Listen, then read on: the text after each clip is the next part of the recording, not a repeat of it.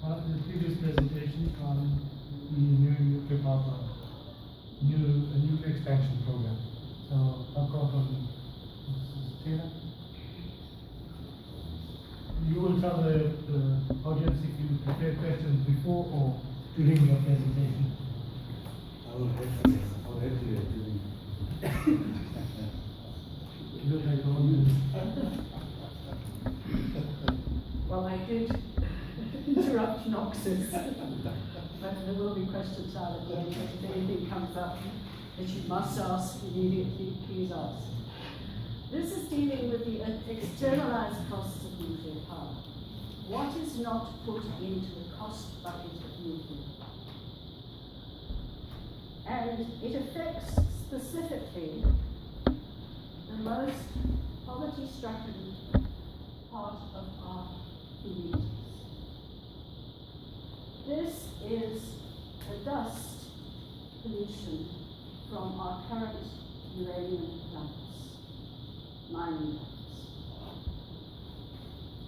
They are not controlled properly. It gives people huge problems. It's given me quite some problems too, which is why you saw me with a stick for quite some time, because my feet are cramped with the impact of radiation on the mining waste belt. And our mining waste belt goes from Virginia through Mojave City and right out to Niger. Because of the problems with my feet, I have not been as active with my communities as I was. So let's look at what the problem is here. Mary Olson, who does a lot of research into the effects of radiation and works also with Dr. Helen Kolikoff, says females exposed to nuclear are far likelier than males to suffer harm. Where does this come from? The standard male impact is on a Caucasian male of around 70 kgs who lives in the Northern Hemisphere and eats the Northern Hemisphere diet. Can anybody see a flaw in this logic? This is where the 1 millisievert radiation impact standard comes from. The Caucasian males are not the majority of the population. And if you think that females are 50% of the population on average, except in some countries, this is highly flawed. Radiation unravels female DNA. We have examples of this in Snake Park and in Toto, where the children they give birth to are radiation affected. They're born with cerebral palsy, and in some cases they are born physically deformed. When mothers see these children, in many cases, they feel overwhelmed and unable to care for them. It's their grandparents who look after these children. In Snake Park, there is no medical services at all, so they have to find wheelbarrows to take these children for medical assistance. In other cases, the problem is growing, and I'll take you there as well. Recently, the Shiva uranium mine, which is owned by a certain people known as the Guptas, has had a strike. They are paying them 1,900 rand a month to do one of the most dangerous jobs in the world. Some of these miners are already suffering from problems with radiation. This is to the shaft, one of our poorest communities. They babies live there. And people suffer from radiation injuries. So, let's look at what the process consists of. This is proposed for a site in America. One site in Australia has already suffered from in situ leaching, and it has affected the Aboriginal population. Their entire Africa has been polluted with radioactive chemicals. They have no water left. Once it's been put into solution, it gets taken and into the processing plant, and the waste solution is rejected in slime stones. The breakdown is 10% usable uranium and 90% unusable. On the uranium mine, you have a similar situation. 90% waste rock going to mine dumps or tailings dams, 10% ore going to the uranium mill, and again that produces tailings. Each process 10 to 90. Yellow cake is produced, converted, same scenario. Enrichment. Low enriched uranium is used in power plants. Again, you've got depleted uranium. The fuel production produces waste. The fuel rods are then assembled, and they go to the nuclear power plant. None of this process is included in the cost of nuclear fuel. The products are waste rock, and waste rock at the Rossing mine has been measured at 25 times the allowable background at 25 meters of sea base. In some cases, it's been measured. There are a couple of other things that happen in the uranium mine and through the process. Water is used in huge quantities. It becomes polluted. And as you might know from the acid mine drainage problem that we have throughout the mining waste area, we have a major problem of cleaning that water to anywhere close to potable. Radon gas is released. Dust is released. Radioactive. The miners, because it is very, very hot underground, do not wear protective clothing which stops them inhaling the radon gas. They think it doesn't exist anyway because it doesn't smell, but you can't see it. The dust coats the agricultural areas and renders the crops inedible. Large amounts of coal-fired power are used right through these processes, impacting on the carbon footprint of the country doing the uranium mining.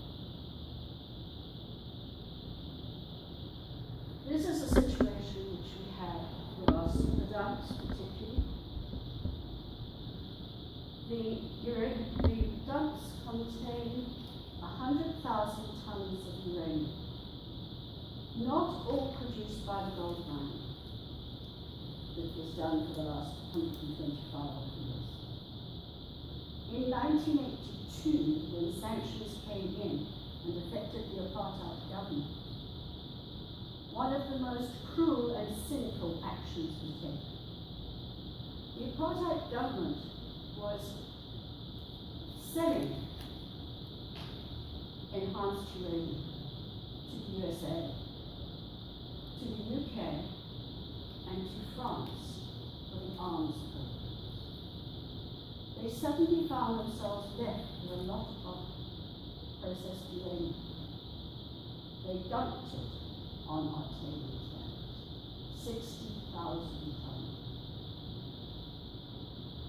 So, yes, it's technologically enhanced, but originally naturally occurring radioactive material. Our point discharges are 12 tons of uranium per annum into stormwater, sinkholes, and various other areas of contamination.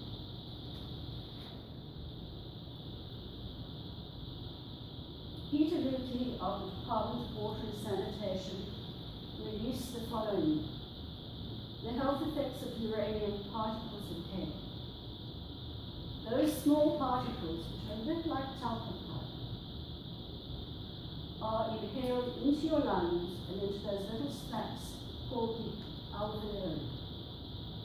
They can remain for ages. What is happening to the people in Italy is they are dying of suffocation from inhaling those particles. The number of people using breathing equipment is notable in that area. It is notable in Deep Cliff. It is noticeable all the way along the mining bases. People die, and the doctor who looks at them before death says, "Have you worked down a mine?" And they say, "No, never."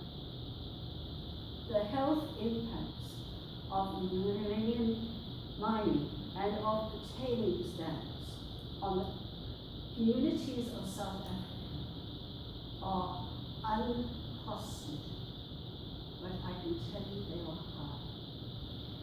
My colleague at NECSA, David Van Beek, has done considerable studies in this area with his team recently, and released a report saying, I'm able to breathe. It was quite mind-blowing. I've got to ask you, can we really afford to create more of this pollution, affect more poor communities, unless we put together an effective infrastructure to overcome the problem we are facing? I don't think we can. I think we've got to start a thorough cleanup of what exists. We have enough uranium. It's sitting in those tailings dams. All we have to do is extract it and make use of it and clean up our environment before we do anything else. Nuclear fission, in addition, uses more water than anything else, even more water than coal-fired power. Albert Einstein got thrown out of Harvard because he said there is one problem with nuclear power. It is the most expensive way to boil water. Rather do it in a kettle. We have to look at that as well. Thank you. Any questions? Sorry, I won't be in terms of questions, we're going to allow a set of questions for clarity, and we're going to try to avoid making this into a debate, because then you're going to have the time. Mrs. Taylor here has shared information with us from her perspective, representing Health Life Africa. We're not going to interrogate whether it's right or wrong at this stage. If there's a need to have a debate, we can have a debate for the sake of time. Now, I've known you, GP, Mr. Msebenzi first, and then you. Mine is not a question, it's just a humble suggestion that perhaps you should change your presentation to the environmental effects of uranium mining. The insinuation of nuclear power and what you talked about, there's no relationship. Okay. Yeah. I think that's a good suggestion for you to take. GP? Yeah, so typically, the quality is a venue for that particular problem, because if someone shares information, like human being, we have to certain information that we believe is it's not factual. That's what I'm saying. So if you don't allow a counter, it becomes a problem of people who might, in their best interest, understand certain things. Get that result. Sure, let me clarify that before you depart from it.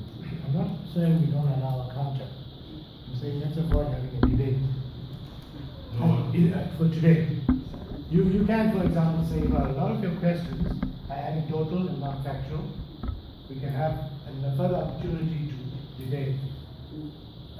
So we're open to that. I think it would be because some of the things that came out of there are very concerning, especially looking from the NNR point of view. I mean, NNR is conducting inspection across all the meter data. So it is very, very concerning that you would have a mine that operates when people don't have PPEs. And NNR, I mean, how factual is this that NNR would lack oversight of that? That is the other issue. The second issue is that it would have been more sort of, I don't know, prudent for the discussion to say the environmental impact of the energy sources. Because when you do your solar panels, the effects of mining those in DRC, for instance, you need that there is clear evidence of that. Also, that would have been a very more prudent way of coming up with this. Because I find it that is one-sided. And after seeing the newspaper that F-Life is having some 10 people going in campaign, it's very concerning that people, let's say, no.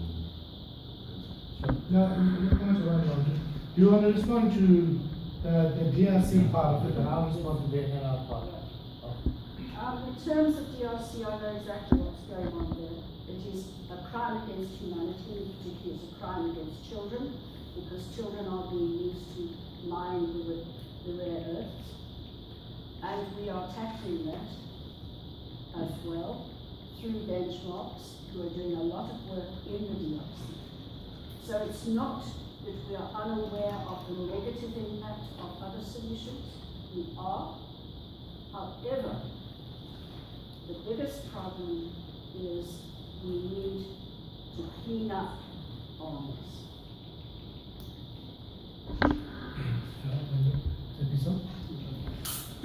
Thank you for the informative presentation. My question is, I lived for quite a long time in Mohali city area while I was growing up. And some of the communities that are actually, I don't want to say mushrooming, but are developing around the tailing dams. Including even in my home province in Northwest.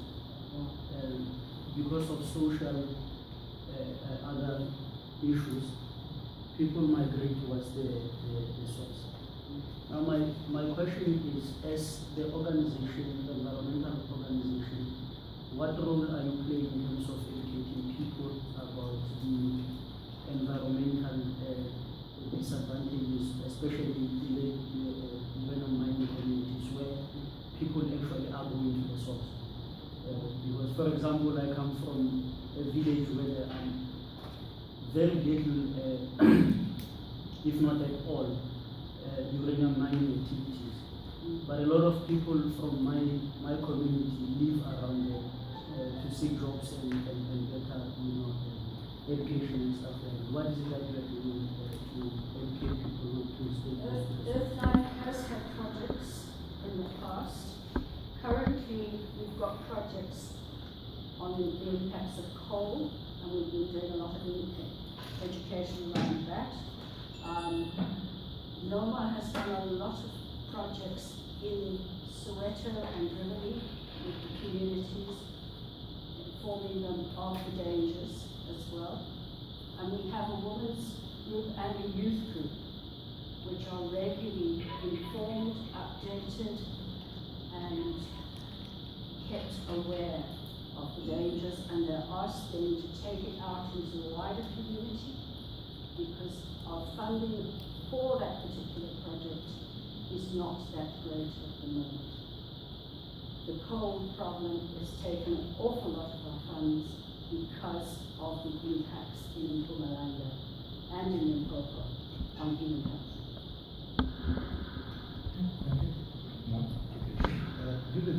I hope that you are not suggesting that, although I suggested that you should maybe change your title to the environmental effects of uranium mining. A lot of the issues that you highlighted in this region were not as a result of direct mining of uranium, but because uranium ore coexists with gold.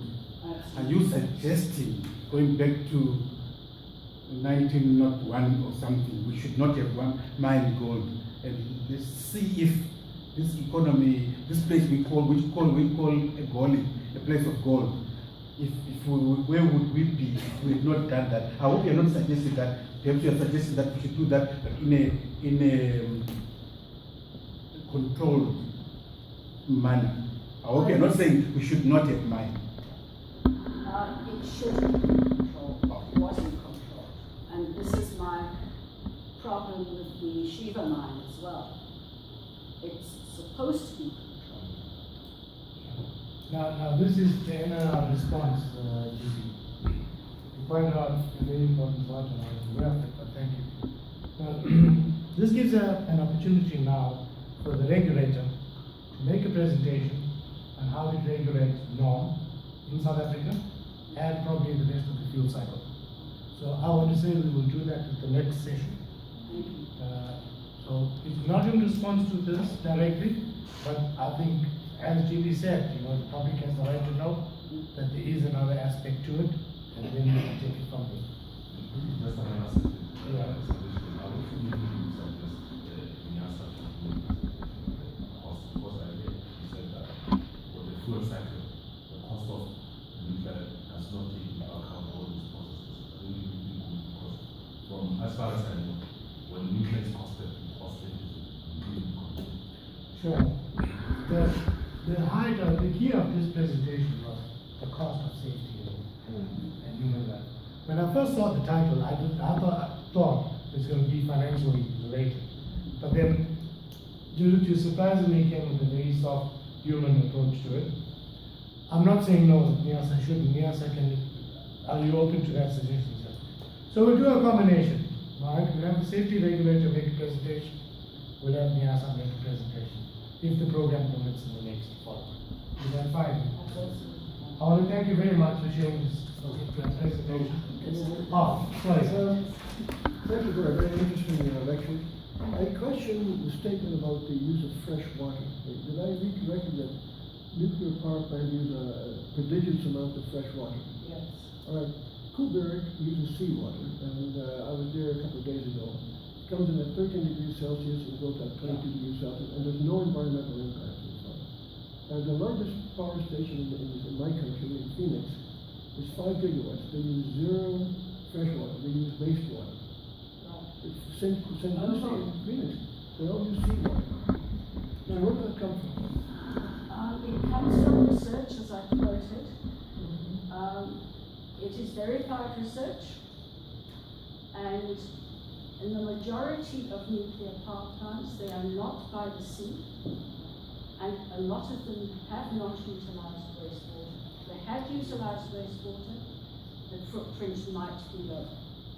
However, the general experience is they do use fresh water. Well, I would question that because I know a lot of them use wastewater, so they don't use fresh water. But that's something I'm going to research, and when I talk to you next, I'm going to come back to you. I think you can have a follow-up. It's very technical what you talked about. Offline. Could you just give me a hand to get back to my chair? Of course.